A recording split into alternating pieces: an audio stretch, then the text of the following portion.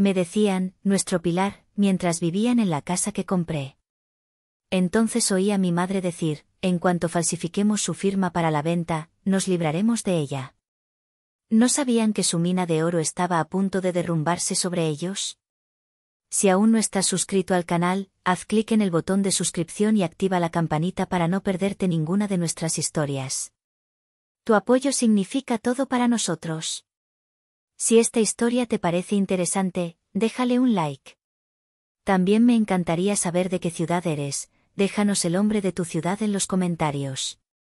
Ahora, empecemos con la historia. Mi nombre es Xochitl, y tengo 38 años. Mi vida, si tuviera un aroma, olería a una mezcla compleja de mantequilla dorada, vainilla de Papantla y el casi imperceptible dejo metálico del caramelo quemado, una de esas cicatrices de batalla que todo repostero que se respete lleva en las manos. Soy la dueña de Corazón de Azúcar, una pastelería que se ha ganado a pulso un pequeño rincón de fama en el corazón de un pueblo mágico. Cada ladrillo de ese local, cada saco de harina, cada gramo de chocolate belga, lo he pagado con el sudor de mi frente y con horas de sueño que nunca recuperaré. Con esas mismas manos, también pagué por mi más grande anhelo, mi joya de la corona, una casona colonial en el centro histórico de Querétaro. La vi un día, abandonada, con un patio interior ahogado en bugambilias salvajes, y supe que era ella. Mi sueño siempre fue restaurarla, pulir sus pisos de pasta, devolverle el brillo a su herrería y vivir ahí, rodeada de la historia que sus muros susurraban. Pero los sueños, a veces, tienen que hacer fila. Por ahora, mientras yo vivo en un modesto departamento encima de mi pastelería, mi casa soñada es el refugio temporal de mi madre, Altagracia, y de mis dos hermanos, Leocadio y Janet. Un arreglo que empezó hace 3 años y que, como una mancha de humedad, se fue haciendo permanente. Para ellos, yo soy Xochitl, la hija, la hermana. Pero, sobre todo, soy el pilar de la familia. Una viga de carga que, hasta ese día, yo creía que soportaba el peso con gusto. Era el cumpleaños de Altagracia. Por primera vez en años, decidí cerrar el negocio temprano para darle una sorpresa. Conduje las 2 horas que separan mi pueblo de la ciudad, con su pastel favorito, un 3 leches con ron y merengue tostado, cuidadosamente asegurado en el asiento del copiloto. El sol de la tarde teñía de oro la cantera rosa de Querétaro, pero yo sentía un nerviosismo extraño, un presentimiento frío que no lograba sacudirme. Al llegar a la calle, noté algo raro. Había un par de autos de lujo estacionados enfrente, coches que no pertenecían a ninguno de los vecinos. En lugar de la tranquilidad que esperaba, un eco de música y risas se filtraba por las ventanas cerradas. Una punzada de decepción me golpeó. Habían organizado una fiesta sin decirme nada. Aparqué a la vuelta de la esquina y me acerqué a pie. En lugar de entrar por la puerta principal, rodeé hacia la entrada de servicio de la cocina. Fue entonces que una frialdad calculadora, una calma que nunca antes había sentido, desplazó por completo la decepción. No iba a arruinarles la fiesta. Iba a entenderla. Entré sin hacer ruido. El olor a perfume caro y a vino tinto llenaba el aire, ahogando el aroma a cedro de los muebles viejos. Me asomé por el quicio de la puerta. Y los vi. Mi madre, Altagracia, radiante con un vestido que yo sabía perfectamente que no podía pagar, estaba en el centro de la sala, riendo con un hombre de traje impecable. A su lado, mis hermanos. Leocadio, el eterno, artista bohemio, de 35 años, asentía con aire de suficiencia. Janet, mi hermana la influencer, de 29, grababa la escena con su celular, con una sonrisa de tiburón. Fingí una sonrisa, entré en la sala y dije, con una ligereza que me costó el alma, mamá, feliz cumpleaños.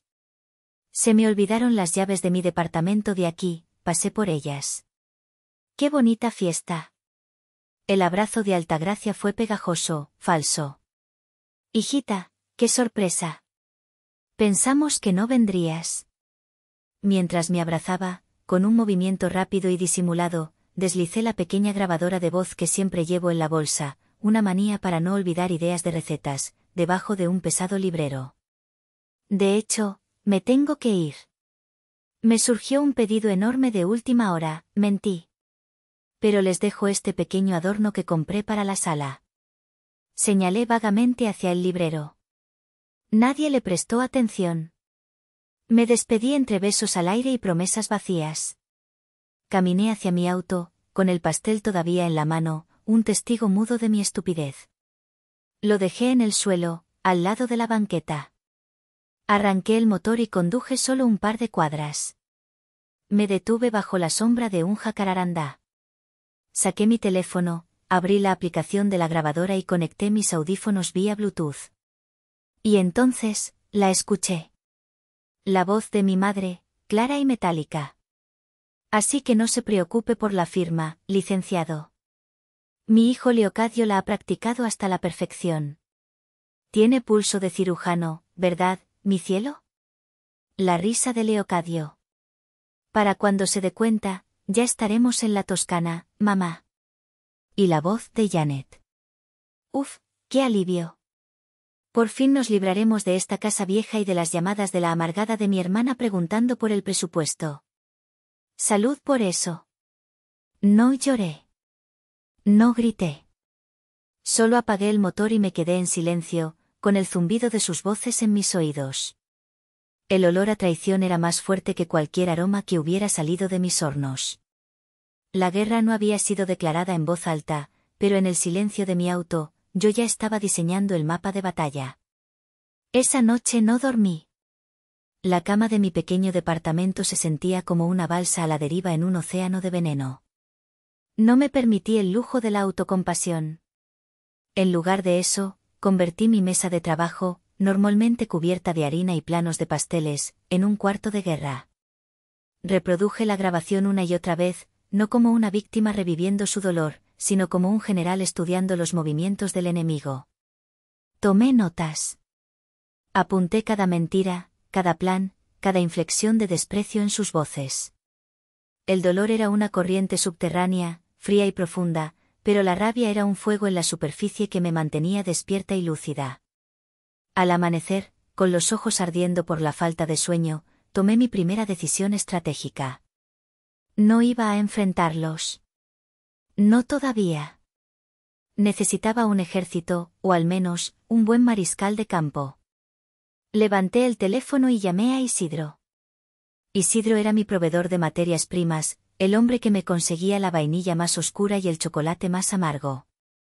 Un hombre de palabra, con las manos curtidas por el trabajo y una honestidad tan directa que a veces resultaba brutal. No lo llamé llorando. Mi voz salió firme, casi gélida. Isidro, buenos días. Soy Xóchitl. Necesito tu ayuda. Hubo una pausa. ¿Xóchitl? ¿Pasó algo? Suenas diferente. Pasó que se acabaron los juegos, Isidro. Mi familia cruzó una línea que no sabía que existía. Necesito un abogado. No uno bueno, necesito un tiburón. El más cabrón que conozcas.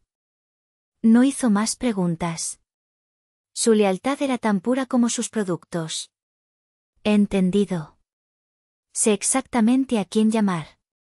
Te mando los datos en 5 minutos. Y Xóchitl, lo que sea que necesites, cuenta conmigo. Colgué, por primera vez en horas, respiré profundo. No estaba sola. La cita con la licenciada Catalina Beltrán fue esa misma tarde. Su oficina no era lujosa, pero era impecable y eficiente, como ella. Era una mujer de unos 50 y tantos, con el cabello plateado cortado en una melena afilada y unos ojos que parecían analizarlo todo, desde la calidad de mis zapatos hasta la firmeza de mi resolución. Le presenté un resumen de los hechos. Le hablé de mi trabajo, de la casa, del arreglo con mi familia. Finalmente, saqué mi teléfono y le pedí permiso para reproducir el audio clave de la grabación. Ella asintió, entrelazando sus dedos sobre el escritorio de caoba. Escuchó en silencio, su rostro una máscara impasible. No mostró sorpresa, ni pena, ni indignación. Cuando la voz de mi madre hablando de la firma falsificada terminó de sonar, apagó el audio y me miró fijamente durante un largo instante. mi madre, dijo de repente, su voz sorprendentemente suave, murió convencida de que su deber en la vida era sacrificarse por una familia que la veía como un cajero automático con delantal. Permitió que mi padre la despojara de todo, incluyendo su dignidad, en nombre del «¿qué dirán?». Yo me juré a mí misma que nunca permitiría que otra mujer buena pasara por lo mismo si yo podía evitarlo. Se inclinó hacia adelante, y sus ojos ya no eran fríos, sino que ardían con una intensidad feroz. Así que, señorita Xochitl, le pregunto, ¿está lista para pelear? Porque esto no será una discusión familiar. Será una demolición. Y vamos a necesitar un plan de ataque impecable. En ese momento, el último vestigio de duda se evaporó. No solo había encontrado a mi abogada, había encontrado a mi general. El primer error que podríamos cometer es actuar con el corazón, continuó la licenciada Beltrán. Olvide la confrontación por ahora. Siga siendo la hija obediente. La hermana responsable. Necesitamos que se confíen, que crean que su plan sigue en marcha. La arrogancia los hará cometer más errores. Asentí, absorbiendo cada palabra. Mientras tanto, dijo, necesitamos inteligencia. Información. Quiero que usted empiece a documentar absolutamente todo. Cada llamada, cada mensaje de texto, cada petición de dinero, por pequeña que sea. Cree un diario detallado con fechas, horas y transcripciones. Será nuestra Biblia. Y yo, por mi parte, añadió, voy a solicitar una investigación financiera completa. Quiero saber hasta el último centavo que ha salido de sus cuentas hacia ellos. Y quiero saber si hay algo más. Deudas. Tarjetas. Algo me dice que la venta de la casa es solo la punta del iceberg. Salí de esa oficina sintiéndome extrañamente poderosa. El dolor seguía ahí, pero ahora tenía un propósito. Esa noche, Isidro me llamó. Investigué al agente inmobiliario que mencionaste, dijo, su voz cargada de indignación. Se llama Ernesto Sosa. Un verdadero buitre. Tiene fama de trabajar con familias en conflicto para forzar ventas a bajo precio y cobrar comisiones por debajo del agua. No es un jugador limpio. Gracias, Isidro, respondí, apuntando el nombre en mi nuevo diario de guerra. Cada pieza de información ayuda. No hay de qué, Xochitl, dijo. Esos cabrones se metieron con la repostera equivocada. Colgué y miré mi cuaderno. La primera página estaba en blanco. Con una caligrafía firme, escribí el título, Proyecto Demolición. La estrategia estaba en marcha. Pasó una semana. Una semana de silencio estratégico en la que interpreté el mejor papel de mi vida. Respondí a los mensajes de mi madre con monosílabos amables. Ignoraba las indirectas de Janet en sus historias de Instagram sobre necesitar un guardarropa nuevo para la primavera. Incluso le transferí a Leocadio una pequeña cantidad de dinero para materiales de arte, un gesto que me supo a ceniza en la boca pero que era necesario para mantener la fachada. Ellos, en su burbuja de arrogancia, creyeron que la tormenta había pasado, que mi breve visita sorpresa no había sido más que eso. No sabían que yo estaba afilando cuchillos en la oscuridad. El viernes por la mañana, después de una larga consulta con la licenciada Beltrán, lancé el primer misil. No fue una bomba atómica, sino un arma de precisión quirúrgica, diseñada para causar pánico y confusión. Redacté un correo electrónico. El asunto era simple, planificación financiera familiar. El tono del correo era una obra maestra de la agresión pasiva que la propia Catalina Beltrán me ayudó a pulir. Querida familia, empezaba. He estado reflexionando mucho últimamente sobre el futuro y sobre cómo puedo apoyarlos de la mejor manera. Creo que el mejor regalo que puedo darles es la herramienta de la independencia. Por ello, he contratado a un asesor para reestructurar mis finanzas y, como parte de este plan, estableceremos un nuevo sistema para ustedes. A partir del primer día del próximo mes, recibirán una asignación mensual fija durante un periodo de 3 meses. Esta será la contribución final y definitiva para ayudarles en su transición. Confío en que este tiempo será más que suficiente para que puedan organizarse. para facilitarles este proceso, he investigado y les adjunto un documento con una lista detallada de ofertas de empleo en Querétaro, en diversos sectores que creo que se adaptan muy bien a sus talentos y habilidades.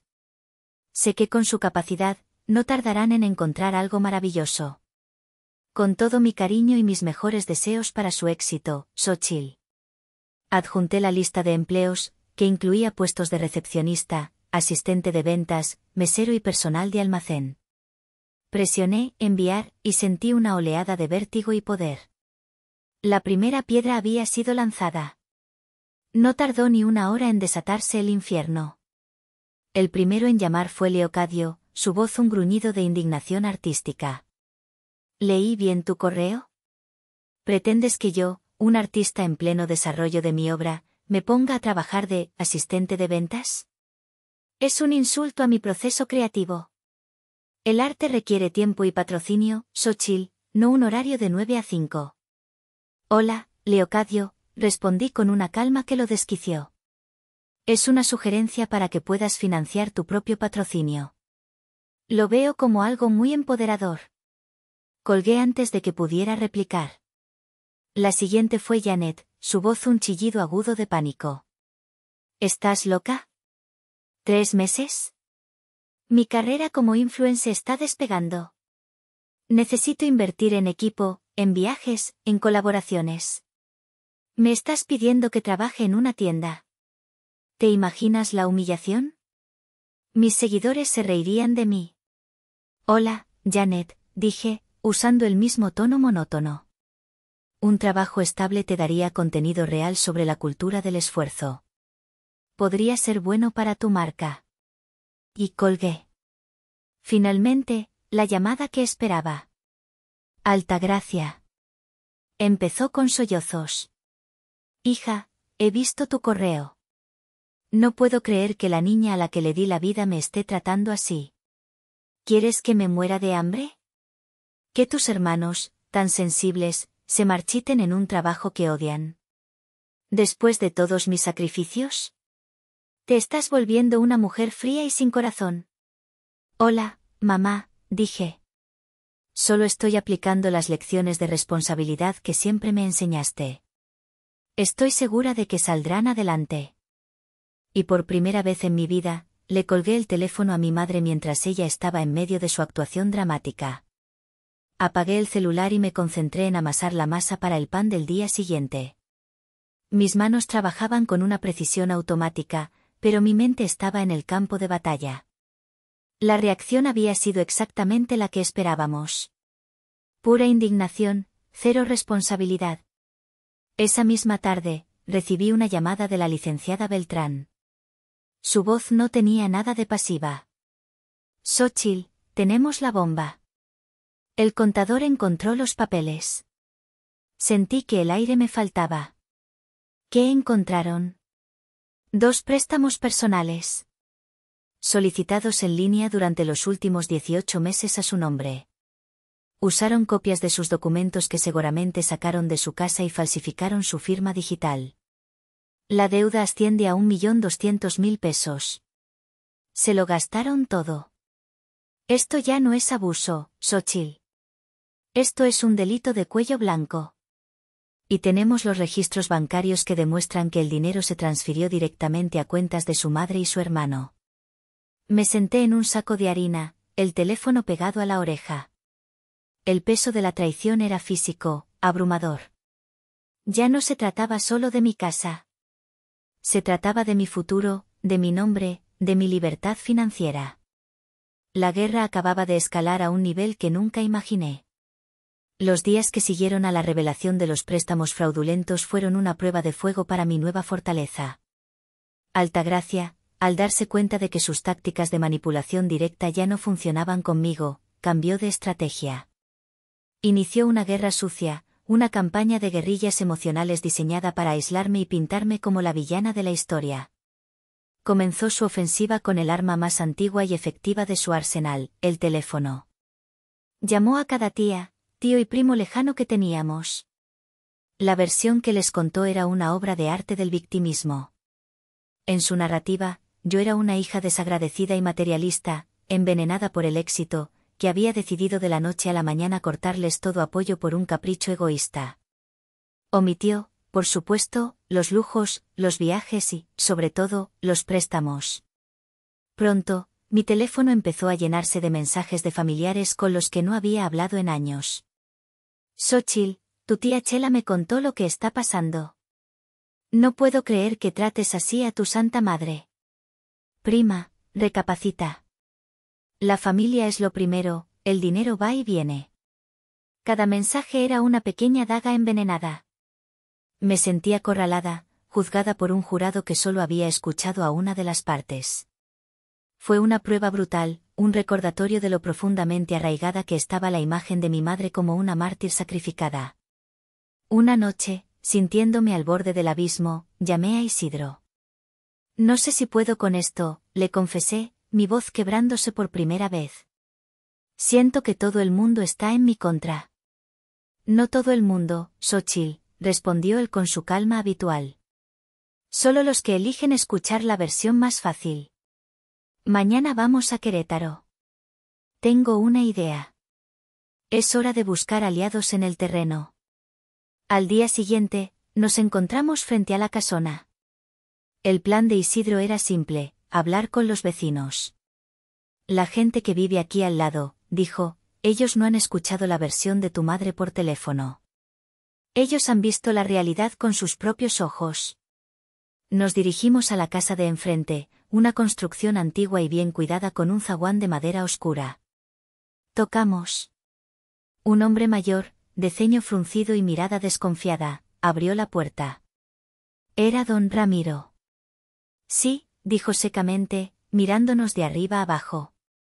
Buenos días, empecé con cautela. Mi nombre es Xochitl. Soy la dueña de la casa de enfrente. Sus ojos se entrecerraron. ¿Otra vez problemas con esa casa? Ya estamos hartos de las fiestas y el escándalo de esos inquilinos suyos. Precisamente de eso vengo a hablar, dije, y algo en mi voz debió transmitir mi desesperación. Le conté una versión resumida de la situación, que yo vivía fuera, que mi familia se estaba aprovechando y que estaba intentando recuperar el control. Don Ramiro me estudió en silencio durante un largo rato. Luego, su expresión se suavizó ligeramente. Usted tiene los ojos de su padre, dijo de repente, tomándome por sorpresa. Faustino. Él es su padre, ¿verdad? Lo recuerdo. Un hombre bueno, muy trabajador. Siempre me pregunté qué había pasado con él. Esa mujer lo exprimió hasta que no le quedó nada. Sentí un nudo en la garganta. Asentí, incapaz de hablar. Entren, dijo, abriendo la puerta por completo. El interior de su casa era como un museo personal, ordenado y lleno de recuerdos. Nos guió hasta un pequeño estudio. De un pesado archivero de metal, sacó una carpeta abultada. La puso sobre la mesa con un golpe sordo. No soy un metiche, aclaró, pero tampoco soy tonto. Llevo un registro de todo lo que pasa en esta calle.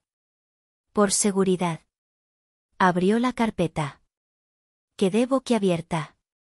Era un dossier, un archivo de inteligencia digno de un espía. Contenía una bitácora escrita a mano, meticulosa, con fechas, horas y descripciones de cada fiesta, cada discusión a gritos en la madrugada, cada coche sospechoso. Había fotografías impresas, tomadas con un zoom potente desde su ventana, donde se veía a Leocadio y Janet en pleno jolgorio. Y lo más increíble, una memoria USB. Mi cámara de seguridad de la entrada, explicó. Graba todo el que entra y sale. Ahí tiene los últimos 6 meses. Verá a su hermano recibir a unos inversionistas de arte, que más bien parecían cobradores de deudas, y a su hermana recibir entregas de tiendas de lujo casi a diario. Tomé la carpeta con manos temblorosas. Era más que evidencia. Era la validación. Era la prueba irrefutable de que yo no estaba loca, de que no estaba exagerando. Era la verdad, documentada en blanco y negro. No sé cómo agradecerle, don Ramiro, susurré. Él solo asintió. Haga lo que tenga que hacer, muchacha. Ya es hora de que haya paz en esta calle. Y en su vida. Salimos de su casa y, por primera vez, el sol de Querétaro se sintió cálido de nuevo. Miré a Isidro, que tenía una sonrisa de triunfo. El dossier de don Ramiro era la munición que necesitábamos. La guerra sucia de mi madre estaba a punto de enfrentarse a la cruda y bien documentada realidad. Armada con el dossier de don Ramiro y la fría certeza de los préstamos fraudulentos, sentí un cambio fundamental dentro de mí. El miedo se había extinguido, reemplazado por una resolución de acero. Ya no era una cuestión de si podía enfrentarlos, sino de cómo iba a orquestar su caída. La licenciada Beltrán fue clara: necesitábamos una confesión directa de mi madre, una pieza final que conectara todos los puntos. Era hora de tender la trampa. Llamé a Altagracia. Adopté un tono de voz quebrado, el de una hija finalmente derrotada. Mamá, dije, con un sollozo ensayado, tienes razón. No puedo con esto. Siento que estoy perdiendo a mi familia. Necesito hablar contigo, por favor. Arreglemos las cosas. Del otro lado de la línea, pude casi oír su sonrisa de triunfo. Claro que sí, mi amor, dijo con una dulzura empalagosa. Sabía que volverías en ti. Te veo en el café de siempre. Tu madre siempre estará aquí para ti. El café de siempre era una pastelería francesa en el centro, un lugar que a ella le encantaba por su aire de sofisticación. Llegué 20 minutos antes. Elegí una mesa en un rincón, con buena acústica, y activé la grabadora de mi teléfono antes de meterlo en el bolsillo de mi chaqueta. Cuando Altagracia llegó, me levanté y acepté su abrazo, sintiendo la misma repulsión que se siente al tocar algo viscoso.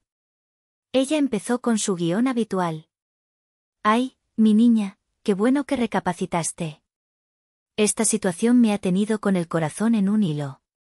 Dejé que hablara, que se acomodara en su papel de madre abnegada. Luego, empecé mi ataque, no con una bomba, sino con el filo de un bisturí. «Mamá», la interrumpí suavemente. «He estado pensando. Quizás tengas razón. He sido egoísta. Debería pensar más en el futuro de mis hermanos. Por ejemplo, me preocupa su seguridad». Hablé con don Ramiro, el vecino. «¿Sabías que está muy preocupado por las fiestas tan tarde?». La sonrisa de Altagracia vaciló. «Don Ramiro. ¿Y tú qué tienes que hablar con ese viejo amargado?». «Solo una charla de vecinos», continué, imperturbable. También me contó que vio al agente inmobiliario, un tal Ernesto Sosa. Me dijo que es un hombre con una reputación complicada. Me preocupa que se estén metiendo con la gente equivocada. Ahora su rostro mostraba una clara alarma. «¿Sosa te buscó?». «¿Qué te dijo?». «No, no. Solo es información que he estado recopilando. Porque, al final del día, es mi casa, ¿no? Y mi nombre el que está en los papeles». Dejé que esa frase flotara en el aire antes de asestar el golpe de gracia. «Y también es mi nombre el que está en los papeles del banco, mamá». «¿Por los préstamos?». El color desapareció de su rostro. ¿Qué préstamos?». 1.200.000 pesos, dije, mirándola directamente a los ojos. «El banco me llamó. Fue muy extraño. Dicen que el dinero se solicitó en línea y se transfirió a cuentas que, curiosamente, están a tu nombre y al de Leocadio. Dicen que es fraude. Y que como la firma se parece tanto a la que Leocadio hace cuando intenta imitar la mía en sus dibujos, la policía probablemente querrá hablar con el primero». Fue una mentira, por supuesto. El banco no me había llamado. Pero fue la mentira perfecta. El pánico puro, primitivo, se apoderó de ella. Se inclinó sobre la mesa, sus ojos desorbitados, su voz un silbido desesperado que la grabadora capturó con una claridad perfecta. «No, no, no. No pueden hacer eso. Fue idea de ellos, Xochitl. Tu hermano dijo que era fácil, que con tu excelente historial crediticio nadie se daría cuenta. Y Janet con sus caprichos. Yo solo quería darles lo que nunca tuvimos. Tienes que arreglarlo. Tú eres la que tiene el dinero. Vende la casa y paga esa deuda. Es tu deber. No puedes permitir que tus hermanos sufran por una tontería como esta.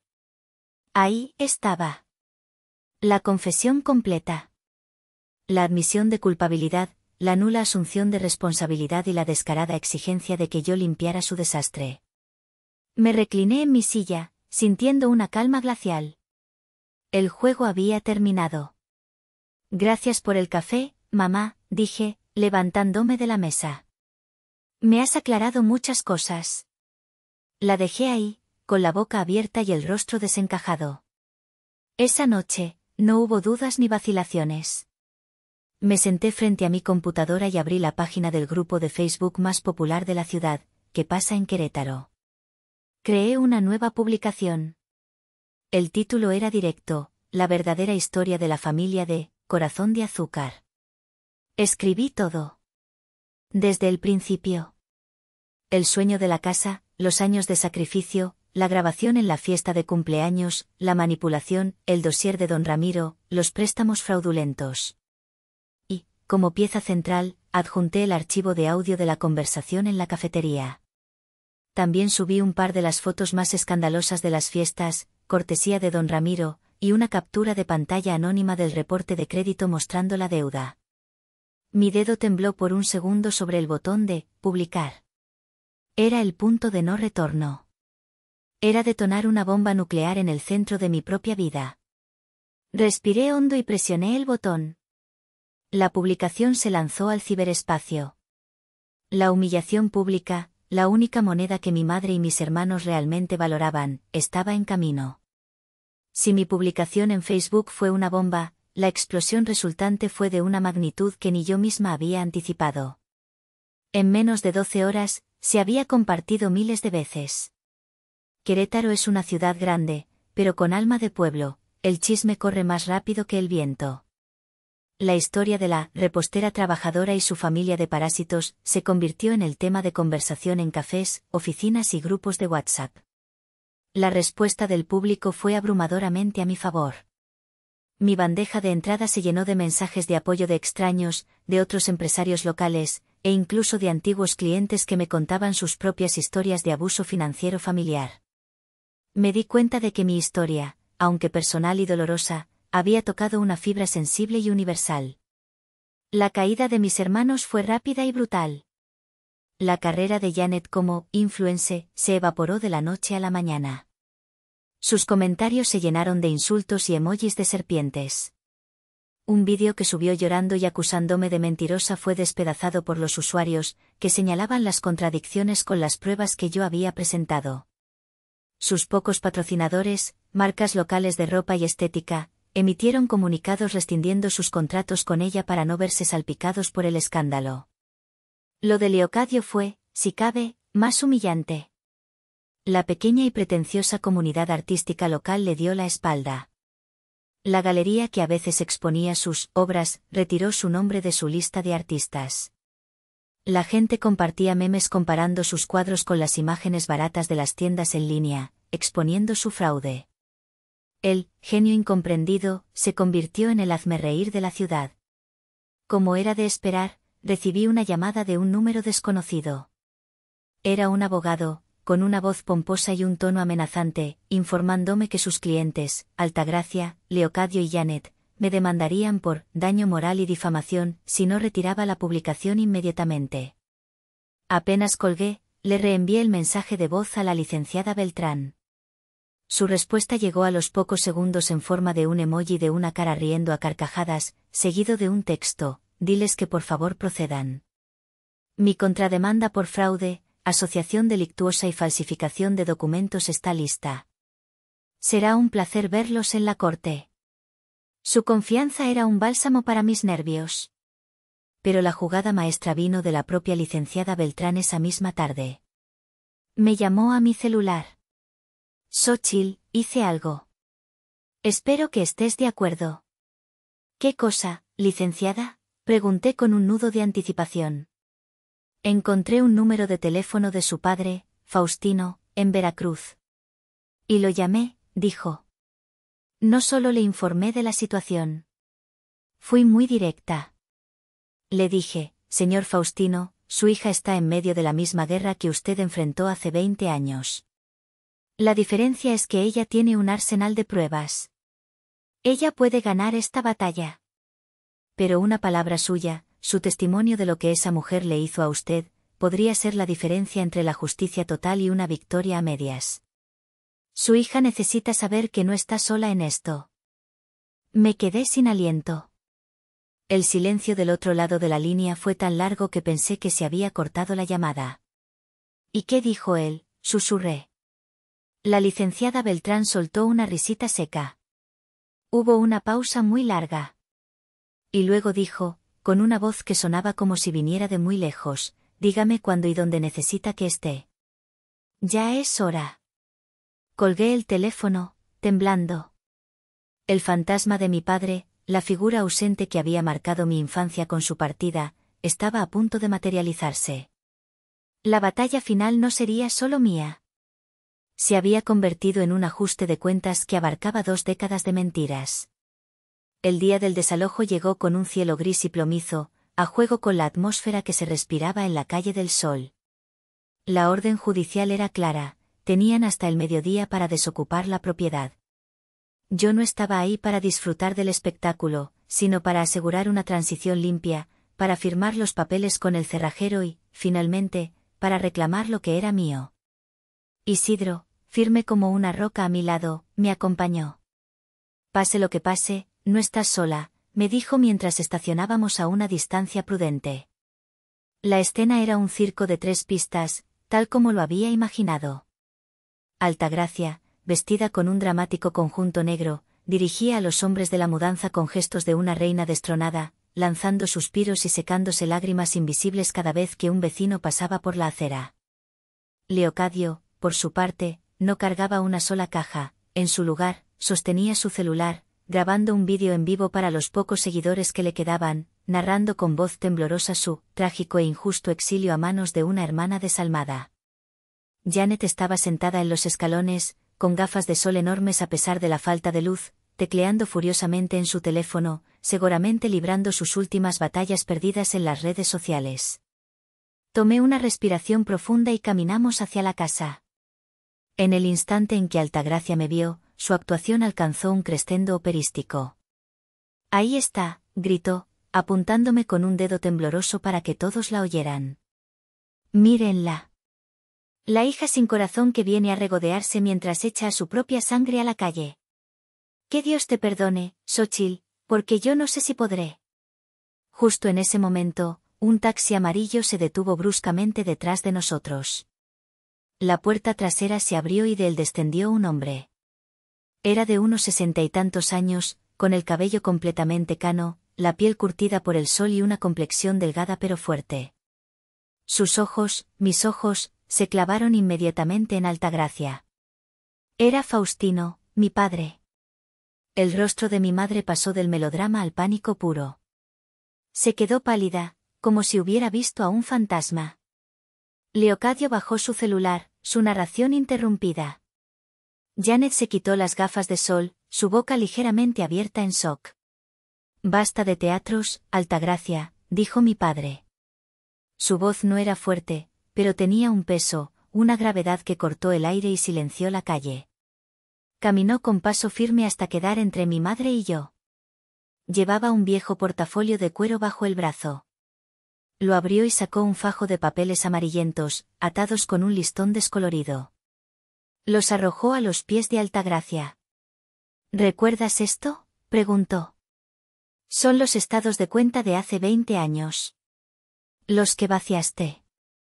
Y estas son las cartas de los abogados cuando hipotecaste en secreto el terreno que heredé de mi padre. Son las pruebas que nunca tuve el valor de usar contra ti, por proteger a mis hijos de la verdad. Un error que he lamentado cada día de mi vida. El silencio era absoluto. Se podía oír el zumbido de una mosca. Faustino se giró entonces hacia Leocadio y Janet, que lo miraban con una mezcla de miedo y confusión. Su madre no es la víctima que creen que es. Es una depredadora.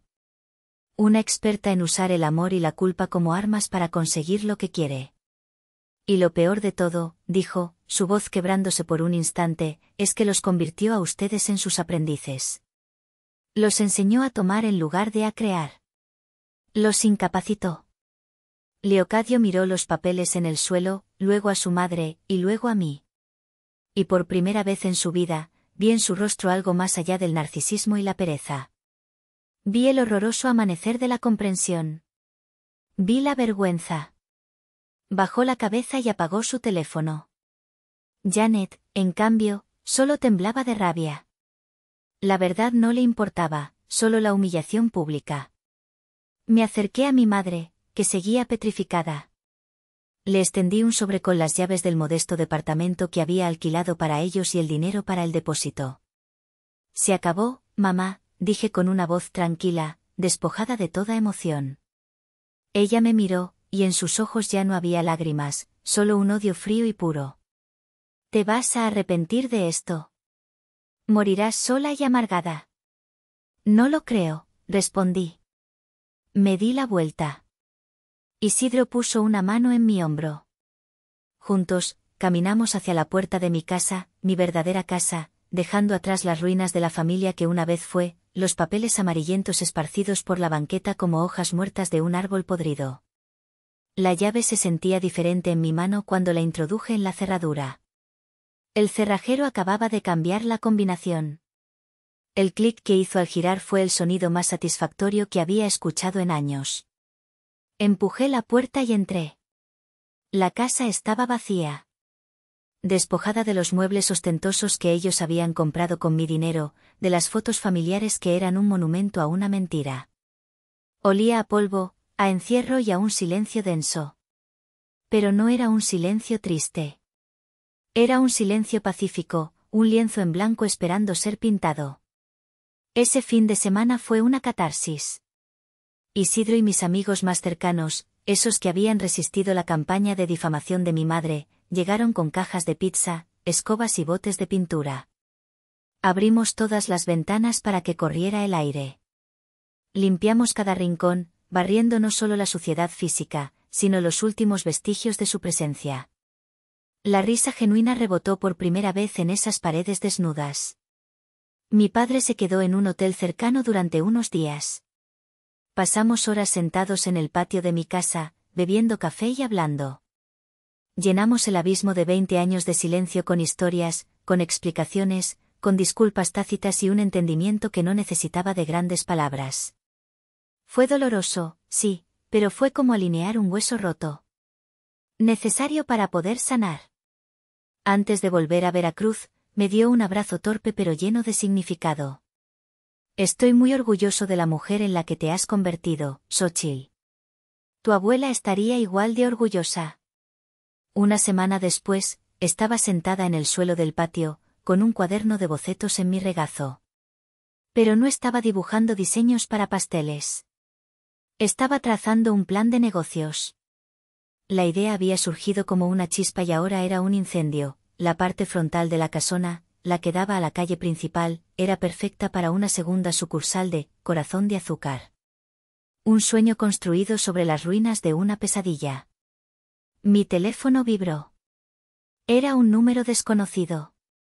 Contesté con cautela. Bueno. Soy yo. Leocadio, dijo una voz titubeante, despojada de toda su arrogancia anterior. Solo quería decirte que, no sé qué hacer.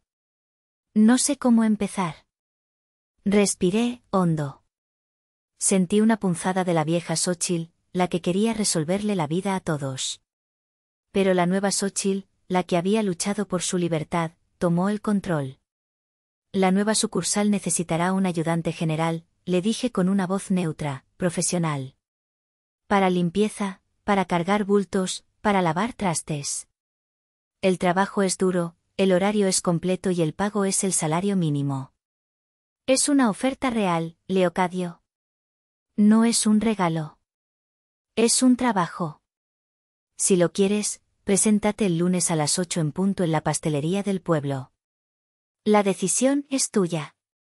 Colgué antes de que pudiera responder. Le había ofrecido una oportunidad, no un rescate. Su futuro, por primera vez, dependía enteramente de él.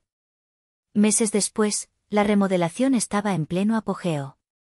La casa olía a cemento fresco, a madera de pino y a promesa.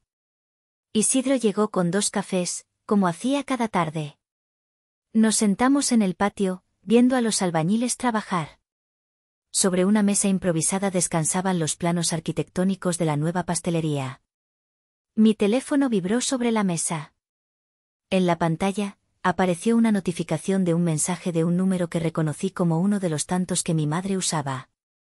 Sin siquiera leerlo, lo deslicé y lo archivé.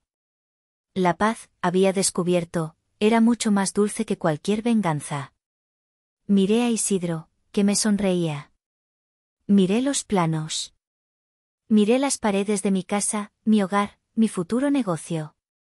La vida que estaba construyendo, ladrillo por ladrillo, con mis propias manos. ¿Lista para encender los nuevos hornos?, me preguntó Isidro, levantando su vaso de café. Sonreí, una sonrisa amplia y genuina, una que me llegó hasta los ojos. Estoy lista para todo.